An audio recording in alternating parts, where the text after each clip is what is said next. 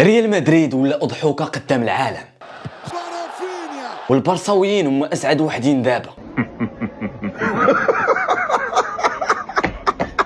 حيت الشو هو أكثر عدو ليهم في الكلاسيكو، وواخا التحكيم اللي كنشوفو كان في صالح الريال، البارسا شفنا باللي قدروا يربحوا بسهولة. ريال مدريد هاد العام في هاد السيزون ضاع ليها كلشي، وماشي غير هاد الشيء ولكن تشوهوا. والبارسا بينوا على انهم صعيب تربحوا بالفرقه اللي طلعوا هاد العام او بالفرقه اللي ولات عندهم. شكون كان السبب في الريال حتى خرجوا هاد العام بزيرو لقب؟ وعلاش البارسا ولاو واعرين وربحوا جميع الكلاسيكوات هاد العام ضد الريال؟ كمل الفيديو حتى الاخير باش تفهم البلان كامل. وكيف العاده مشينا برشلونه قلبوا الطاوله على ريال مدريد وربحوا ب4-3، واحد من اقوى الكلاسيكوات في التاريخ، وكانوا الملايين ديال الناس متبعينه لحظه بلحظه في الملعب الاولمبي لويس كومبانيس، داير كاملو بالجماهير ديال البارسا وحتى الرياليين. والاجواء كانت شاعله قبل ما تبدا كاع المباراه. الدقيقه الاولى باين باللي ريال مدريد باغي يدخل باش يحسم هذه المباراه من الاول، وضغطوا بقوه على الدفاع ديال برشلونه. وفي الدقيقه 5 مبابي ماركا بيلانتي، والجماهير ديال البارسا تصدموا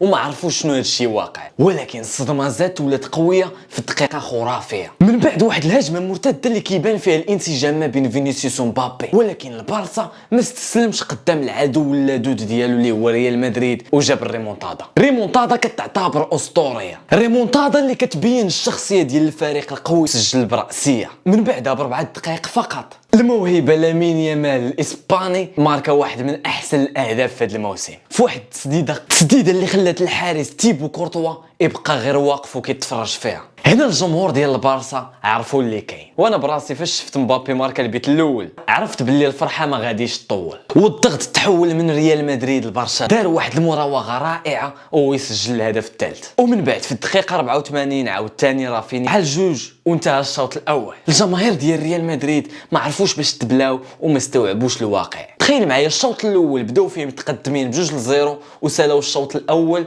خاسرين ب4-2. انشيلوتي حاول انه يرجع الامور لبلاصتها ودخل المغربي ابراهيم دياز ومودريتش، وهذا الشيء داروا باش يقوي الخط ديال الوسط. ولكن الصراحه الدفاع ديال برشلونه كان منظم بزاف، وكانوا كيراهنوا على مرتدات سريعه، وخصوصا مع التالق ديال لامين يامال وتوريس كاجنحه. في الدقيقه 7 رقم قياسي حيت هو اول لاعب غادي يسجل ثلاثيه في الكلاسيكو من العام ديال 1992. ولكن بالرغم من الهدف الثالث ديال مبابي ريال مدريد للاسف ما عرفش كيفاش يرجع الامور لبلاصتها. في الدقيقه 80 في اليد ديال تشاومين، وكل شيء في الجماهير بدا كيغوت بانها ركله جزاء. ولكن الحكم من بعد مراجعه الفار قرر انه ما يصفر والو وما كاين لا بيلانتي لا والو، وهذه خلات اللاعبين ديال البارسا كاملهم ينوضوا يحتجوا وما عرفوش نهائيا علاش ما صفرش بيلانتي. المهم من بعد خرجوا وضحوا باللي راه فيران توريس ضربها قريبه لليد ديال تشاوميني، داكشي علاش ما حسبهاش الحكم.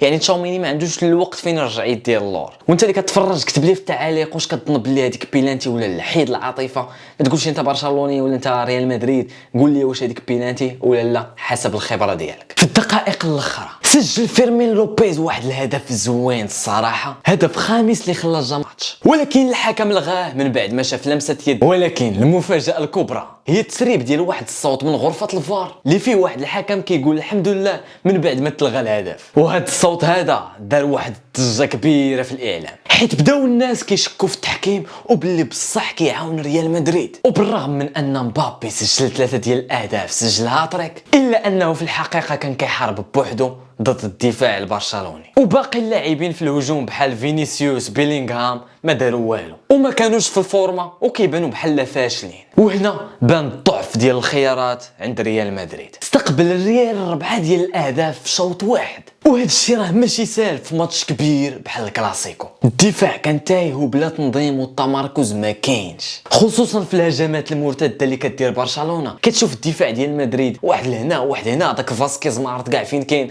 خارج في التوش. وسط الميدان ايضا ريال مدريد ما كانش في المستوى وغاب عليه الابداع والتنظيم، وحتى بيلينغهام ما بانش حتى هو. هذا وسط الميدان ديال الفريق الابيض خلى الفريق كامل ما مركزش ومفكك. وسط اللي ما كيساعد لا دفاع لا هجوم، غير واقفين تما بحال الاصنام. الموسم تقريبا سال البارح في صالح برشلونه 100%، هما اللي غادي يديو لا ليغا. والريال مدريد رسميا اعلن على الرحيل ديال انشيلوتي. من بعد بزاف ديال الوقت، من بعد ما الجماهير ديال ريال مدريد شحال هذا كانوا كيطالبوا باش يرحل انشيلوتي اللي الجماهير ديال ريال مدريد ما نكروش الخير ديالو، اللي خدم معاهم في سنوات، جاب معاهم بزاف ديال الالقاب خصوصا الشامبيونز ليغ، ودابا رسميا جاب لاستو تشابي الونسو اللي كاع جماهير ريال مدريد متحمسين ليه في الموسم الجاي، شنو غادي يدير، شنو الالقاب اللي غادي يجيب بهذه الفرقه الواعره. تشابي الونسو اللاعب القديم ديال ريال مدريد جاي يولي مدرب بفلسفه جديده اللي فيها الاعتماد على الشباب الصغار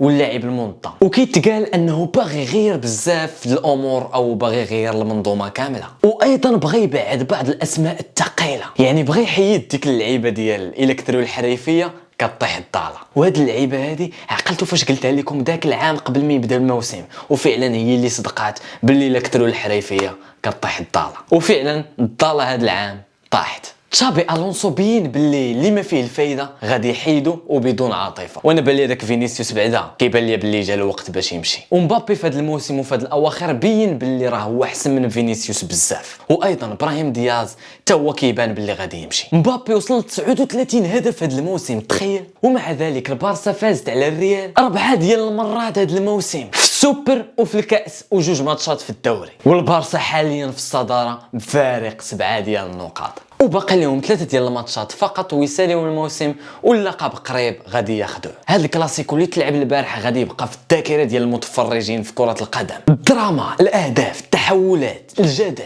البارسا بين هذا الموسم باللي عنده فريق متماسك وباللي عنده نفس طويل وما كيستسلموش، وريال مدريد خاصو يعاود يبني بسرعه باش يرجع للمنافسه. ولكن واحد الملاحظه اللي كلشي لاحظها، البارسا بالرغم من هذه القوه ديالها وهذا الشيء كامله، ولكن ما قدرتش انها تدي الشامبيونز ليغ. المهم الموسم باقي ما سالاش، ومع ذلك كلشي كيشير باللي راه البارسا هما اللي غادي يديو هذا العام لا ليغا، شي حاجه باينه في واحد من اقوى المواسم ديالها، واحد من اقوى الهجوم اللي كاينين في العالم دابا هما ديال البارسا. المهم الرساله اللي غادي نوجهها للناس خصوصا المغاربه اللي كيشجعوا هاد جوج فراقي، الا كنتي سواء ريالي او لا بارساوي، خصك ما تبقاش تكون متعصب على واحد جوج فراقي اللي اصلا ما كيعرفوكش، اللي اصلا ما رابح منهم والو، اللي اصلا ما يمكنش تدخل لبلادهم الا بالفيزا الا كنتي داير شي حاجه ناضيه. جوج فراقي اللي اصلا ماشي من بلادك، كتدافع عليهم بواحد الشراره وبواحد التعصب والغوات والسبان وجبد الوالدين وجبد اي حاجه على هاد جوج فراقي اللي اصلا كاع ما كيعرفوك،